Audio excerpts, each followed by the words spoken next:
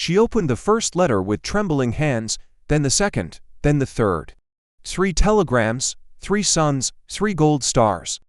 But somewhere in the chaos of Normandy, a fourth son was still fighting, still breathing, still unaware that he had become the sole survivor of the Sullivan family legacy. Welcome to Vaulted Secret Stories. Before we begin this powerful tale of brotherhood, sacrifice, and the bonds that tie soldiers together even in the darkest hours, tell me in the comments, what would you risk to save someone you'd never met? And if you believe stories of courage and loyalty deserve to be remembered, hit that subscribe button. This is the story of 8 men who walked into hell to bring one boy home. Mrs. Margaret Sullivan had been dreading the postman's visit for weeks.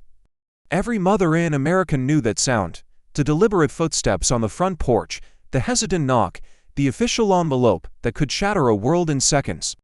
But 3 letters on the same day.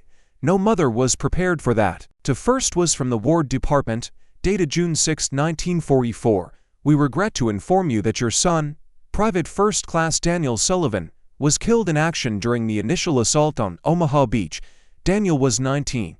He'd enlisted the day after Pearl Harbor, against his mother's wishes, but with his father's reluctant blessing. The second letter was dated the same day. Private Michael Sullivan was killed in action during airborne operations behind enemy lines. Michael was 21. The quiet one, the thoughtful one, the one who wrote poetry in his spare time and dreamed of becoming a teacher after the war. The third letter made her knees buckle. Sergeant Thomas Sullivan was killed in action during naval operations off the coast of Normandy. Thomas was 23, the eldest, the responsible one who had promised to look after his younger brothers. 3 sons, 3 letters, 3 lives ended before they truly began. But there was a fourth son. Private James Sullivan, 20 years old, was somewhere in the Bocage countryside of France with the 101st Airborne. And according to military records, he had no idea that his brothers were dead. Army policy was clear. Soldiers in active combat zones were not immediately notified of family deaths to prevent psychological breakdown that could endanger their units. At the Pentagon, a meeting was called. General Omar Bradley himself reviewed the Sullivan case. For brothers in active service, 3 killed on the same day, 1 remaining.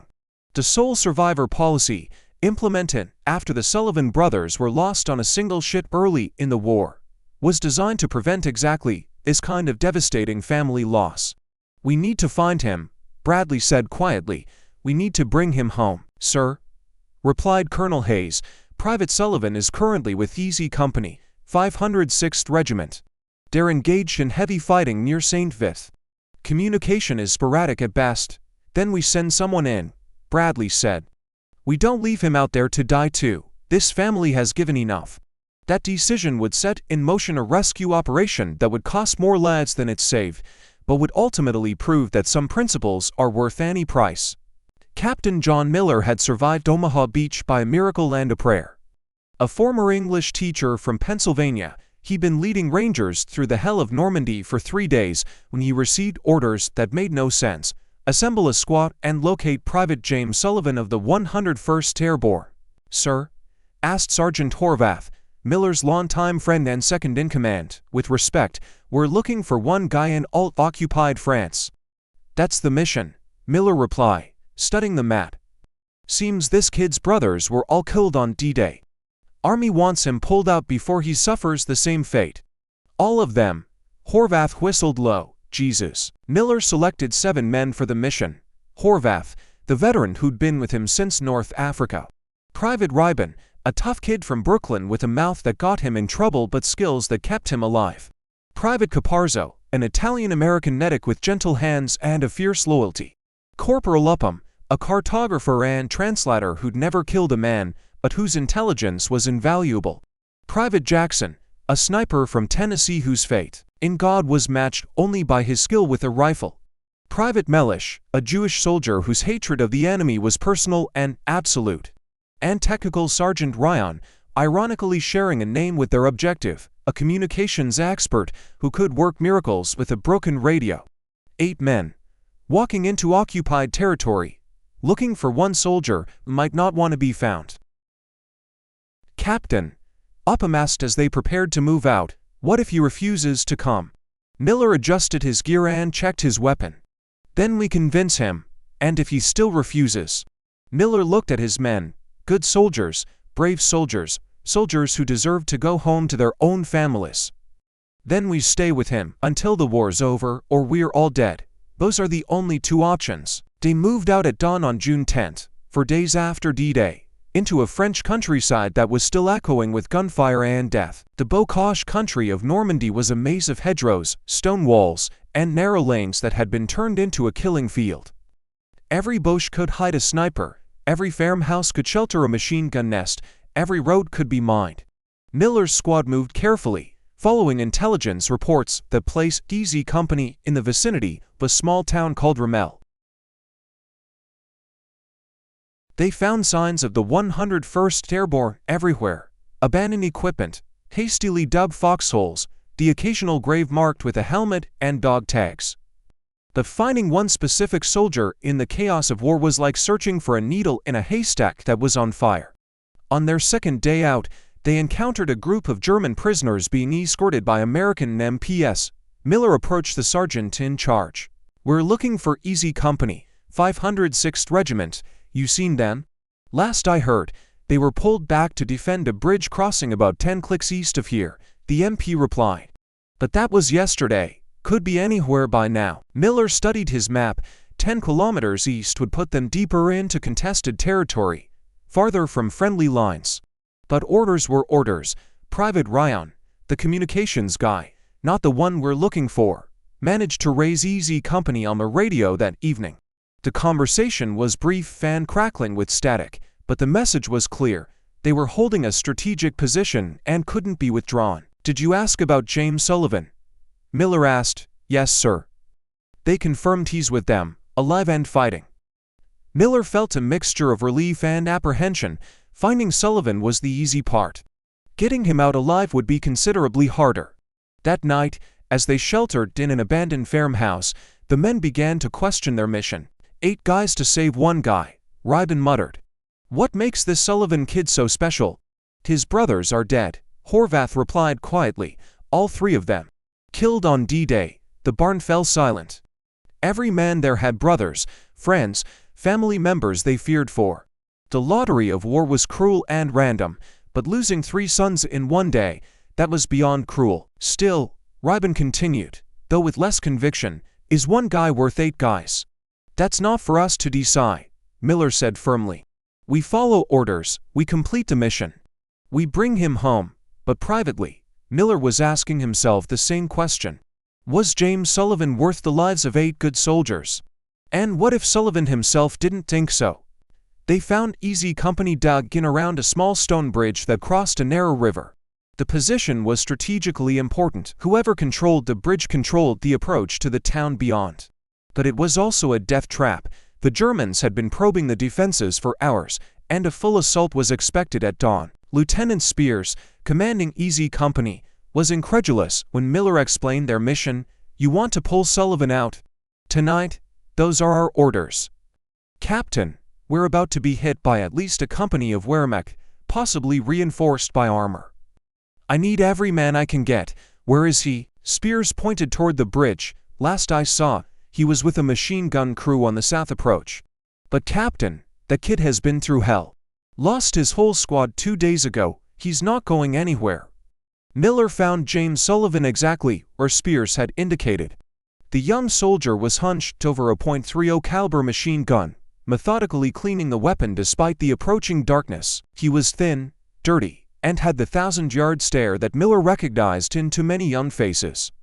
"Private Sullivan." The young man looked up.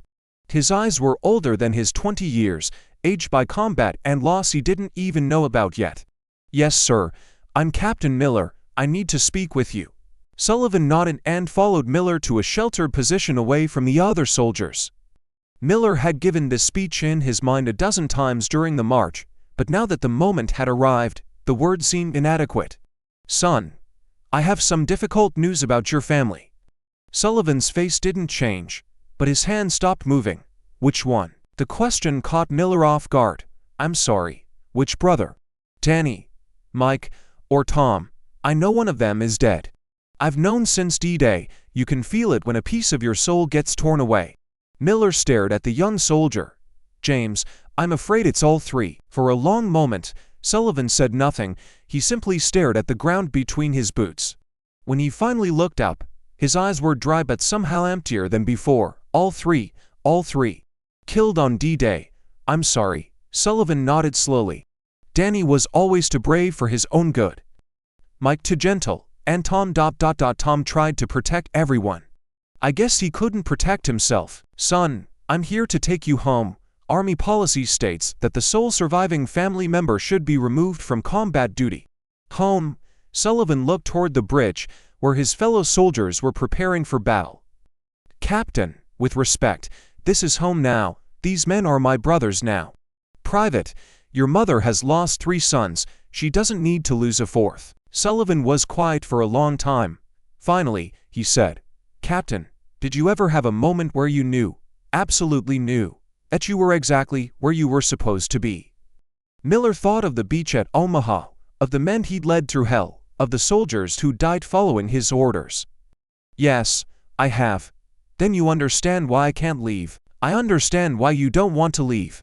But I can't let you make this choice. With respect, sir, it's not your choice to make. That's when the first mortar round exploded 50 yards from their position, and the German assault began. The attack came at dawn, just as Lieutenant Spears had predicted. German infantry, supported by 2 Panzer tanks and a self-propelled gun, advanced on the bridge from 3 directions.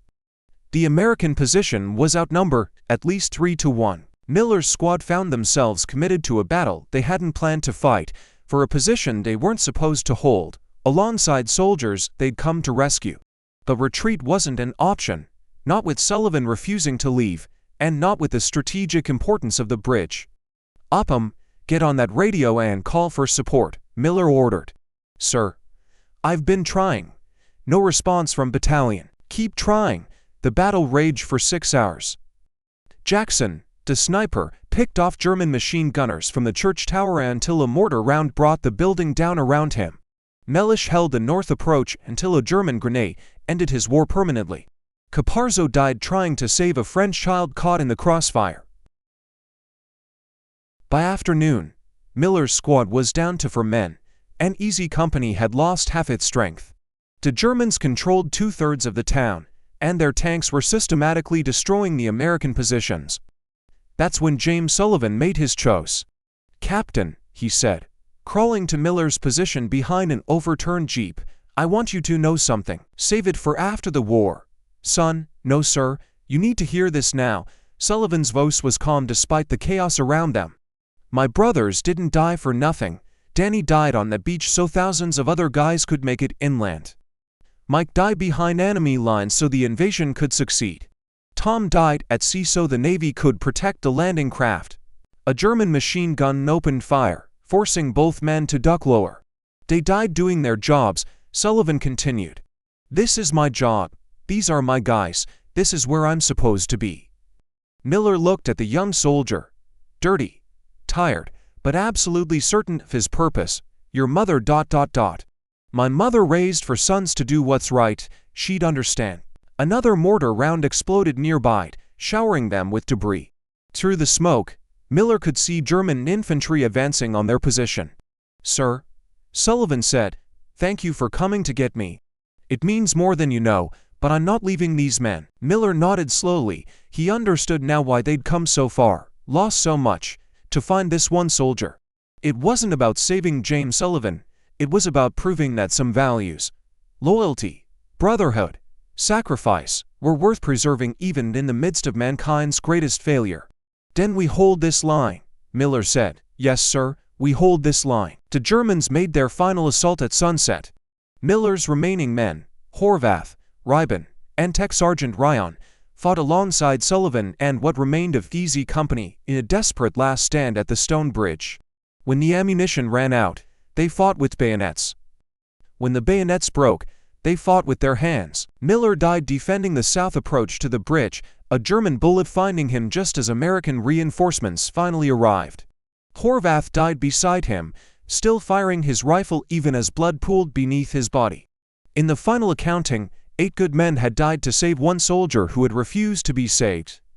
By any mathematical standard, It was a failure. But James Sullivan lived. He survived the war, returned home to comfort his grieving mother, and spent the next 60 years telling people about the 8 heroes who had died to give him that choice. 60 years later, an elderly James Sullivan walked slowly through the American cemetery, Normandy, his grandson beside him, reading names from white marble crosses.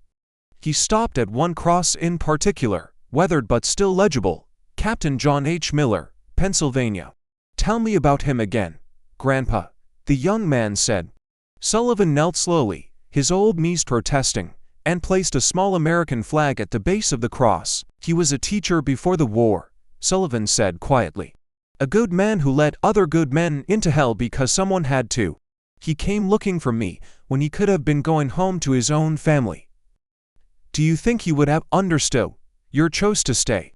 Sullivan smiled, remembering Miller's final words, "Earn this." "I think he understood that some things are more important than individual survival: brotherhood, loyalty, doing what's right even when it costs everything." The old man stood slowly, looking across the endless rows of white crosses, each one representing someone's son, husband, father, brother. 8 men died to give me the choice to come home or stay and fight. The fact that they died for my right to choose, rather than simply to save my life, made their sacrifice meaningful. "And did you earn it, Grandpa? Did you earn their sacrifice?" Sullivan was quiet for a long moment, thinking of the life he'd lived, the family he'd raised, the students he'd taught, the community he'd served. "I spent 60 years trying to. Every day, I asked myself, what would Captain Miller want me to do? How would Sergeant Horvath handle this situation? What would Private Caparzo say to someone in pain?" He looked at his grandson, a young man about the same age Sullivan had been during the war. "They didn't die to save my life. They died to save the idea that every individual life has value, that brotherhood transcends blood, and that sometimes the most important choice you can make is the hardest one." The sun was setting over the Normandy coast, casting long shadows across the cemetery. In the distance, the same beaches where it all began were now peaceful, visited by tourists and families rather than soldiers. "The war taught me that heroism isn't about winning or losing," Sullivan said, as they walked back toward the entrance. "It's about choosing to do the right thing when the cost is everything you have." "And what's the right thing? Usually, it's standing by the people who need you, even when you'd rather be anywhere else." As they reached the cemetery gates, Sullivan turned back one final time. Somewhere among those thousands of crosses were Daniel Sullivan, Michael Sullivan, Thomas Sullivan, and 8 men who died trying to bring their brother home. "Thank you," he whispered to the wind. "All of you, for giving me the chance to choose." The old man walked away, his grandson beside him, carrying the weight of a debt that could never be fully repaid but would never be forgotten. Some sacrifices are measured in lives saved. Others are measured in principles preserved. Captain Miller and his men had died not just for James Sullivan, but for the idea that in the midst of humanity's darkest hour, brotherhood and loyalty still mattered. That idea, more than any individual life, was worth saving. And James Sullivan had spent 60 years proving them right. This story reminds us that the greatest heroes are often those who die not for victory, but for the values that make victory meaningful. They died so that brotherhood, loyalty, and individual choice could survive in a world trying to destroy them. So I ask you, what values would you die to preserve? What principles matter more than your own survival? Share your thoughts in the comments below. And if this story moved you, subscribe to Vaulted Secret Stories. We remember the sacrifices that built our world, honor the heroes who never came home, and preserve the stories that must never be forgotten. Because some debts can never be repaid, only remembered.